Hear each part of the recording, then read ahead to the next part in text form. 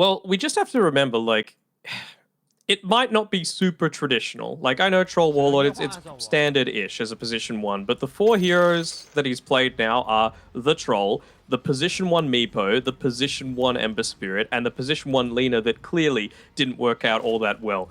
This lane, if he does not crush this lane, I'm going to have big questions, because you've got a Troll Warlord and a Dawnbreaker against a Nature's Prophet. That is a winning lane by any stretch of the imagination. So I think he's going to have a really good time in this lane. If he doesn't, then I just don't give Cloud any chance at all. Do you even overall think this is a good troll game? Like, looking past the lane? It's all right. I mean, if you can lock in onto the Lifestealer, it's generally okay. That's one way you can to heavily punish him, right? Is very heavy physical damage. That's why heroes like Juggernaut, PA are typically decent against the Lifestealer, and Troll Warlord kind of fits that similar sort of mold. It's just a question of, can you gap close against him, and can you not get kited around this fight? You've got Tian Ming playing the Clockwork again. He had a fantastic time in that game number 1. For those that aren't aware, Tian Ming means destiny, so he's going to be his destiny to break up these fights again, like he did a fantastic job of last game. I do want to continue on the troll point, because I do think it is not a very good troll game. And I think that's a big issue when this hero is pretty abysmal right now as well. Why do you think it's not a good troll game?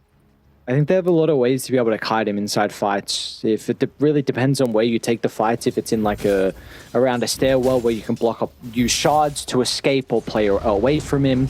Your hook shot, which pisses BKB, of course. Cogs can be a really big issue as well. I don't think he's the greatest carry to be able to deal with Supernova, so that should be okay. Sprout, level 20. You don't deal with that. Like, that's a big issue for Troll. And I really think this is a game where Lou, if they feel it required at that stage, he can go Halberd. It's a great Halberd game versus the Troll. Like, this is one of the things about the lifesteal, and the nice thing, because you have the Nature's Prophet as a 3.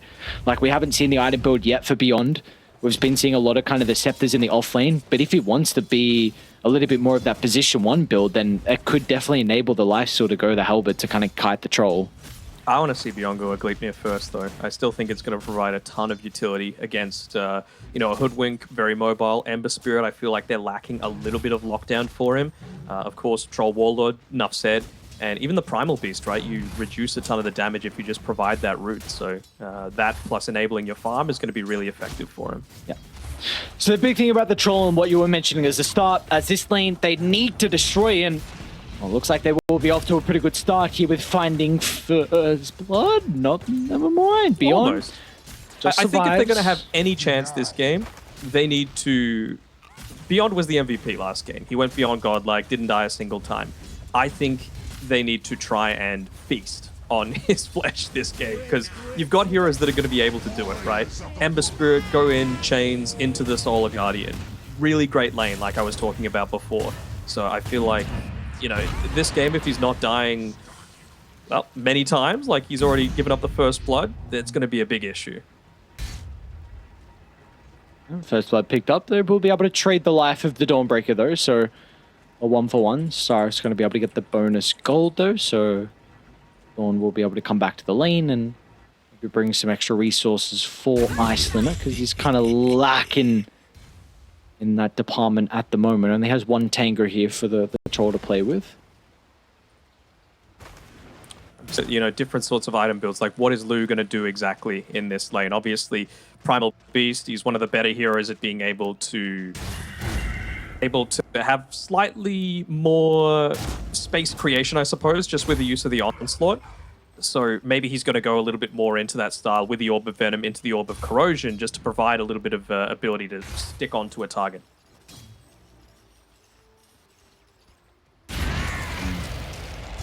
Hopefully we'll get through. There we go. Looking much better now.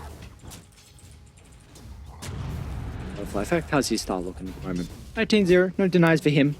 Up against the 17-3 for 70's Tusk, who had a great game on the Pangoli in the previous one. And looking okay for the moment. It's going to be able to pick up the bounty rune to help refill the bottle. We're coming over towards that second water rune timing as well. Expect any supports to rotate, or do they need to kind of stick on their lanes? I think they need to stick on their lanes. Dawnbreaker specifically, again, like you need to crush Beyond in this lane, and the fact that he's still sitting, a good 400 gold above the Troll Warlord in net worth after Troll didn't get the first blood, but Prophet died. That's a big issue. Like he's using these treants to absolute perfection on Beyond. He's already got 8 denies so far versus just the 2 on Ice Limit. Do you feel like they should be playing a little bit more aggressive this top lane? Or like playing for treant kills, playing for last hits, pause, kind of, how does this lane need to work? I think you could look to spam out the whirling axes a little bit more, the ranged ones, just to be able to obviously push the Nature's Prophet away. You can see he's holding on to, or he was holding on to 3 mangoes on Starif. I really wanted to see Ice Limit get a little bit more out of that as well for himself, just to be able to spam his abilities a little bit more in the lane. But I mean, we've seen across various different regions people foregoing tangos even altogether just to get like 6 mangoes even just for the base region that it provides. So really would have liked to see that from him this game. I feel like treants should give more gold than what they do though. 8 for the amount of not a lot. effort that it takes to kill. Like Cogs gives double. Feels like it's you're mainly looking at the experience, right? Well, I guess, but even that's even not give that amazing. much, yeah.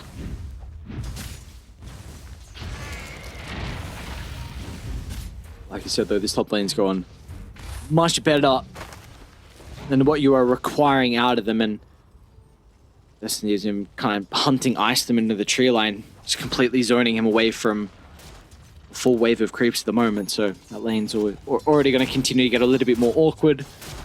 We do have our level 6s for mid. Going to be more impactful, I think, for 7E, who's getting pretty aggressive on a butterfly effect. Got some one charges if he needs to remnant away. In fact, he's going to try and actually go all the way back to base to refill up. Beyond nearly made a TP in there to be able to get the kill onto the Ember Spirit, but luckily enough for him, he had just enough mana to be able to activate that remnant and get back to base, and now his main priority is just shoving out this lane as quickly as possible, but won't be able to do it with the siege creep still there. Nice movement though from Destiny. Not the choreo. Radiant's courier has been Yeah, Good it's fine. items, I Got stuff. suppose.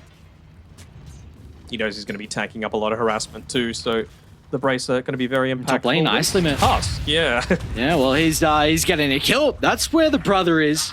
Connecting with Beyond, and a great timing because it's a catapult wave as well, so I'd love to see 7E still stick around. They might even be able to bring down Star. If he reveals himself, they're going to go for it.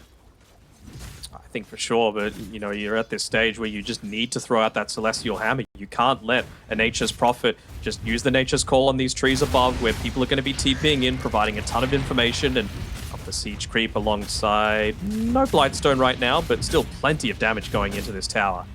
And this is not good. are fortified. You got a long wraparound coming from the Ember. Yeah. You try and too. keep YBB in a position where the Ember will soon connect. They're going to split their attention. 3 towards Beyond in the tree line.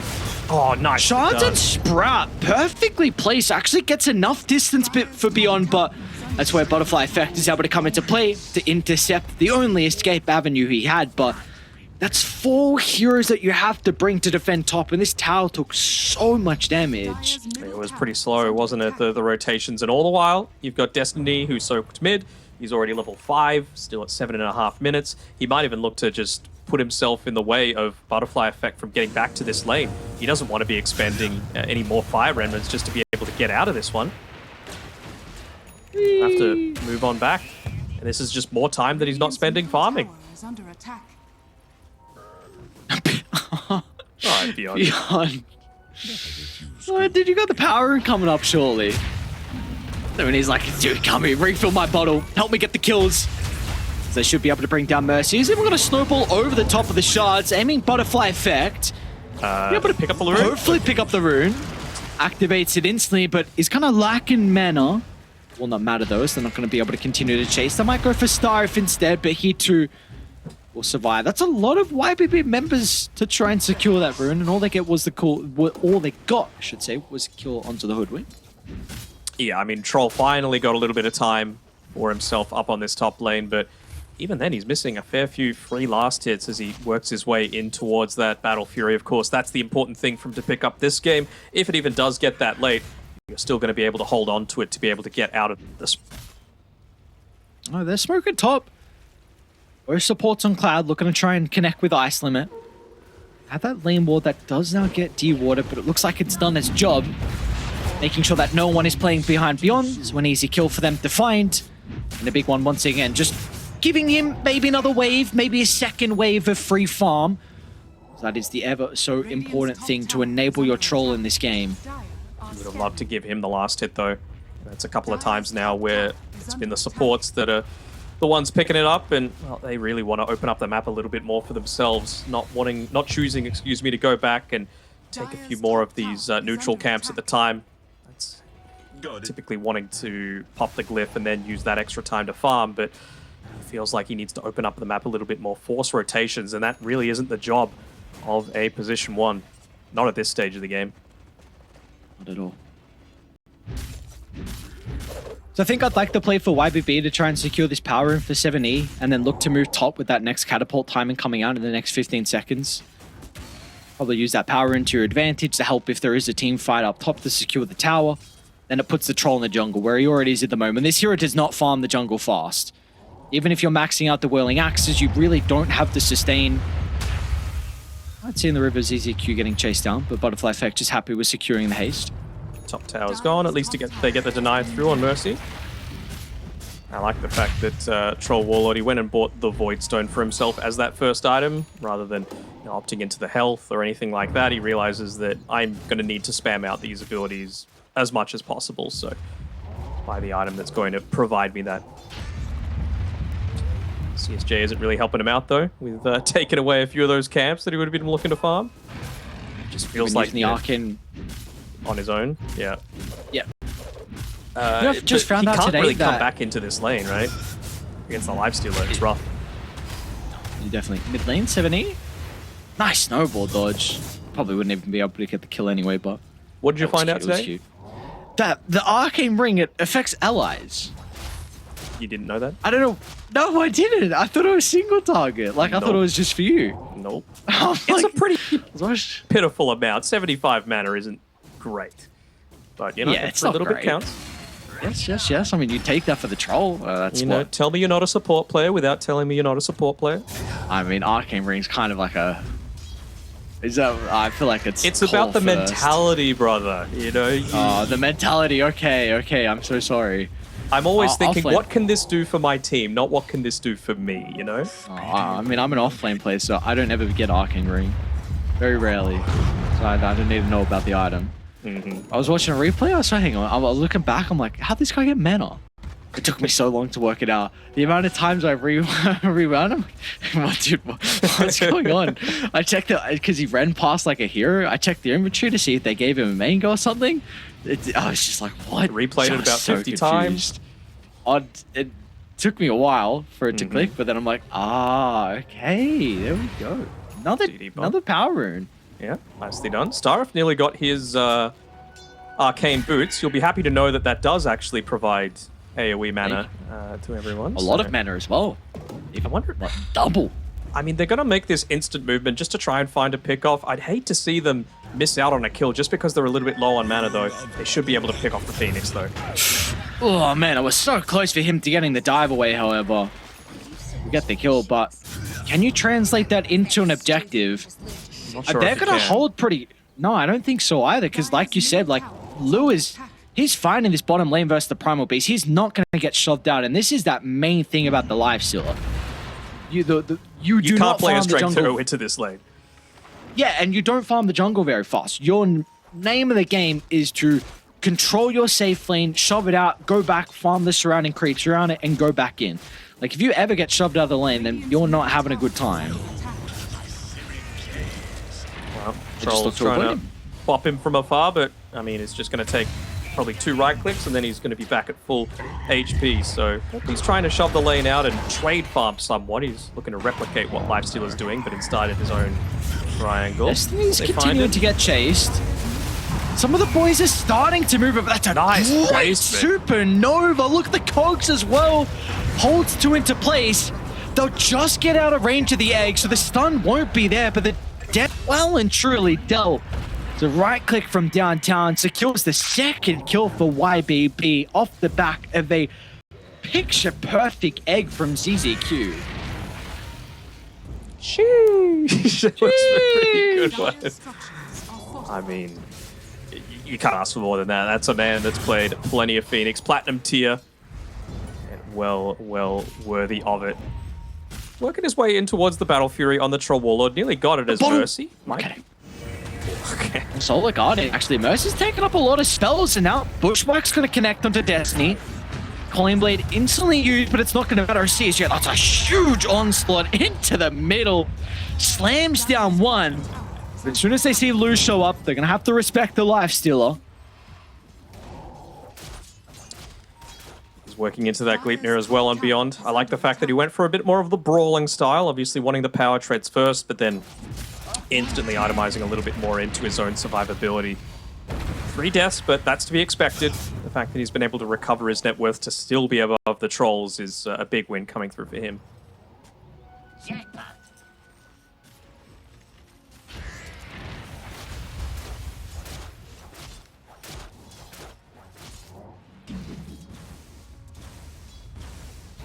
All right, well, what can they look to pick up next? Lou, he's left the bottom lane, just, I guess, giving the Phoenix a little bit, realizing the importance of having this mech to be able to contend with the upcoming timings that Cloud are going to have to play with, but they're still a fair ways away from the Holy Locket. No 4-staff just yet on the Hoodwink to be able to protect himself from the Cogs, from the Sprout, just get away from the Lifestealer as well. Do have Maelstrom, though, on Butterfly Effect, and feels kind of like he's playing a bit of a lone hand so far. No deaths for him, but 1, 0, and 3. He's going to need to get a whole lot more active if they're going to be able to come back into this one, take some towers for themselves, and be able to open up space for this Battle Fury to be able to farm.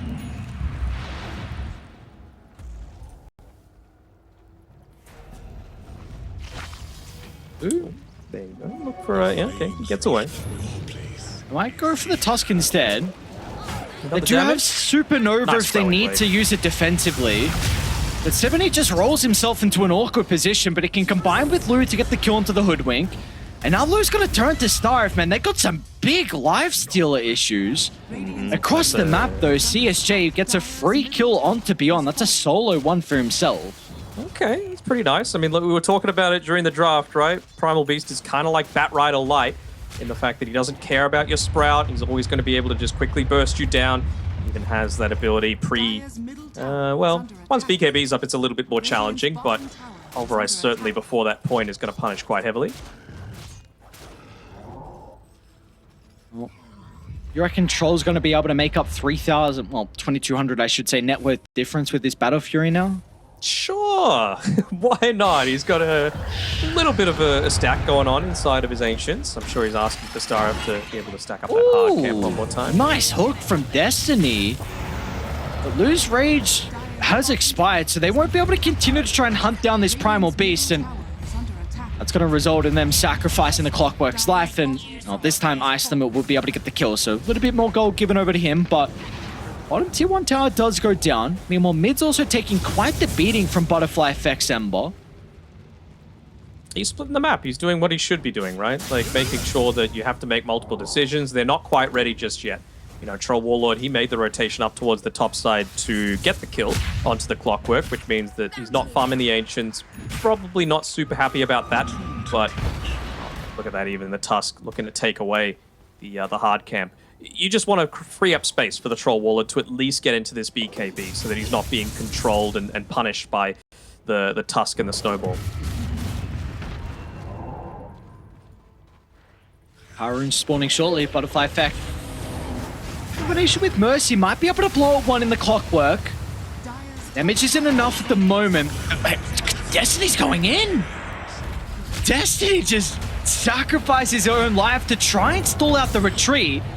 The controller might be enough for Butterfly Effect, just is able to get some distance away from the aggressor in Lou.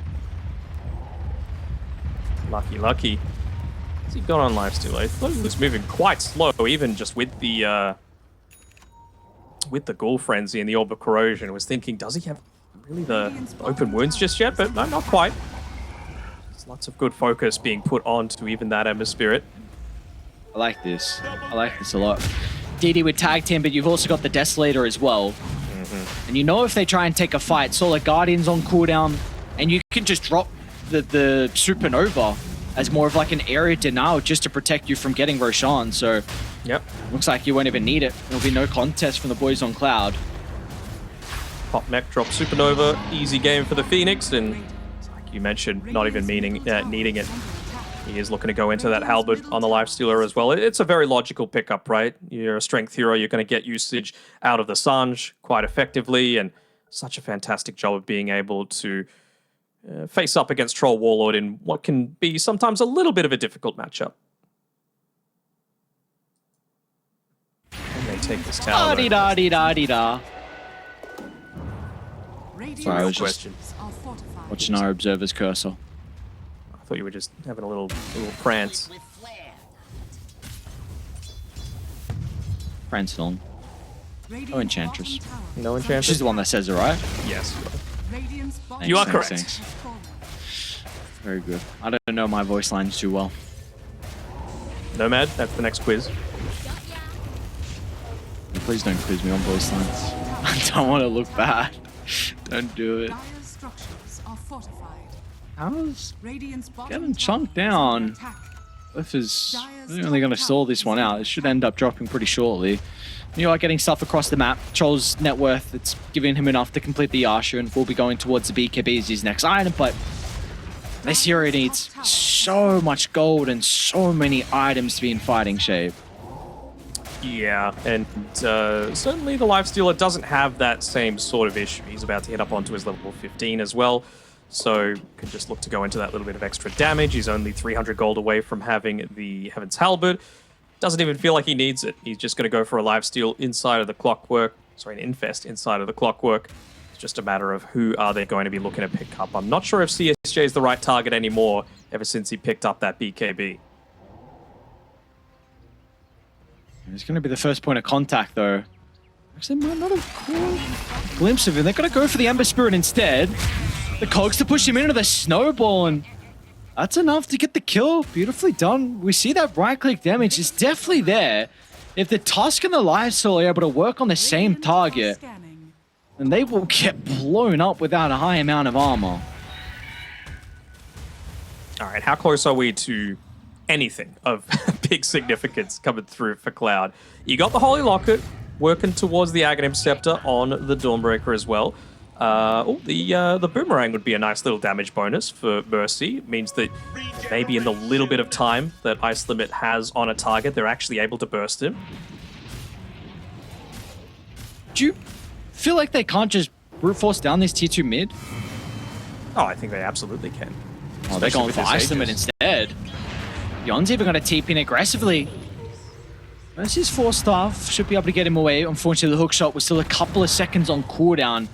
Man, Lim's just watching three heroes throw spells at him and looks them in the face and doesn't use rage. That's how confident he is that he's nowhere close to dying.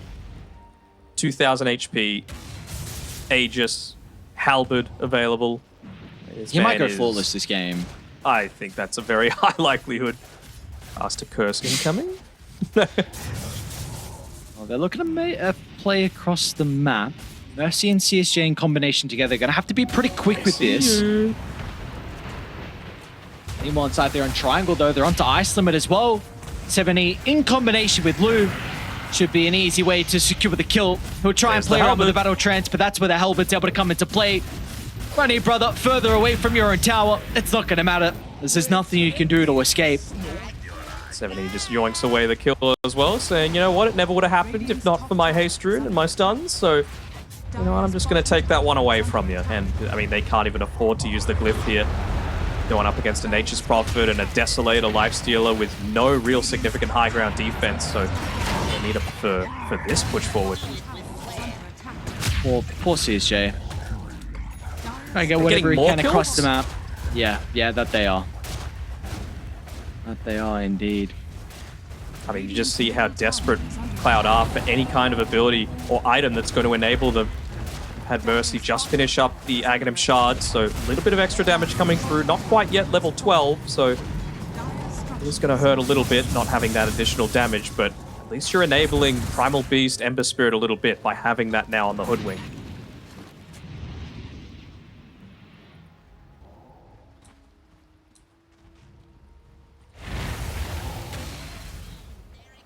Pretty devastating position to be in if you team Cloud. Not the ideal spot for you. Down 7,000 gold. Open set of barracks down bottom. You are at least going to now not be playing into the Aegis advantage. But YBB have to be so happy with how much they've gotten out of that first Roche. Oh, for sure. I mean, the base is basically wide open, ready for him, and beyond, he's playing a little bit more like that position 1 now that he's been able to get the Gleipnir, and he's got the BKB as well. So just waiting for that to be delivered through to him. Clockwork as well with the gem. They're not going to give them any sort of openings to be able to get a little bit of map presence back unless they catch out beyond. But again, that fresh BKB could do wonders for him. Yeah, we'll see if it's going to come into play here. They'll try and start up with the damage from CSJ. Perfect use of the chain control, but Beyond's going to be able to get that magic immunity off. And now they'll look to turn it around inside the river. Starif will be caught off guard, and Cloud, they're on full retreat. The Primal Beast will escape. Mercy, well, he won't be able to have the same fate. Calling for Mercy, praying for them to leave him alone, but not to be. Once again, Cloud, I mean, they made the attempt, but weren't able to bring down that key target in the Nature's Prophet, and with YBB wrapping around a quick succession, they were able to penalize that attempt. I mean, he spent so much time farming that Hunter's Boomerang and just didn't use it after landing the Bushwhack. So that, plus not having the level 12 for the additional damage from the Sharpshooter, Primal Beast popped a fair amount. The thing is, though, he can't use the Trample, otherwise it's going to break the tree, and then you just get away, you pop the BKB on the Nature's Prophet. So probably not the best duo to be rotating around together, and Troll Warlord is just in absolute no man's land. No way for anyone on his team to be able to help, and they're taunting him at this stage, just saying, come on, hit me, chase me slowly.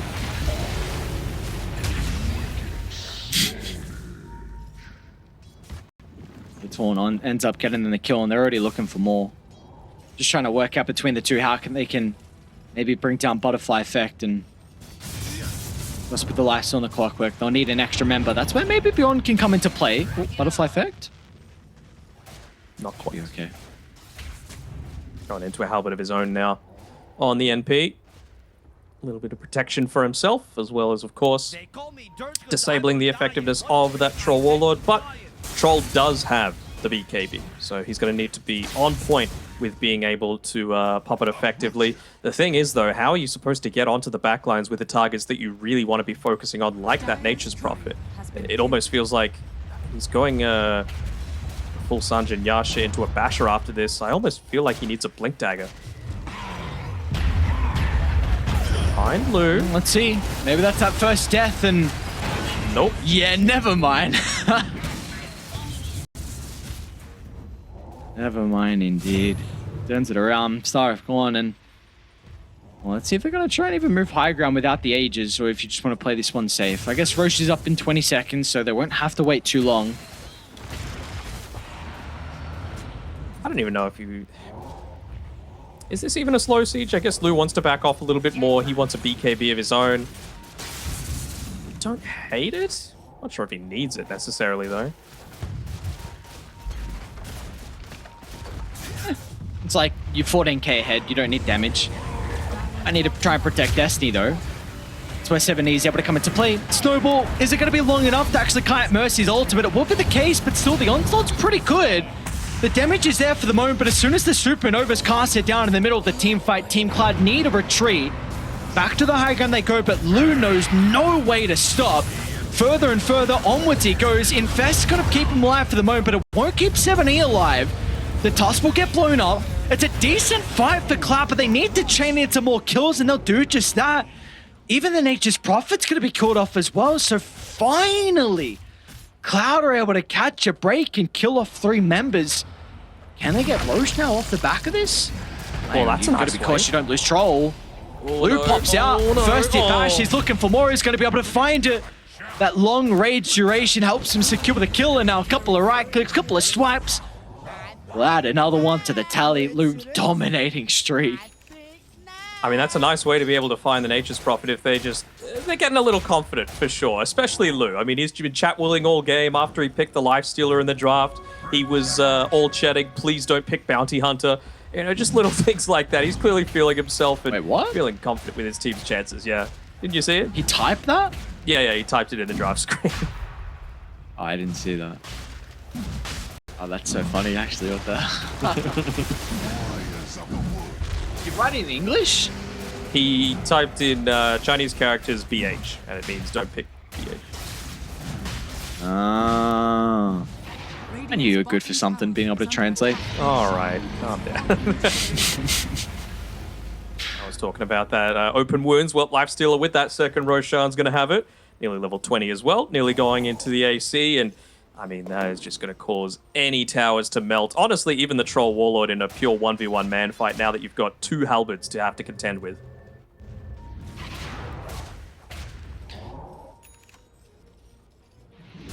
Let's see, they have a really great ward inside Die Zone Triangle.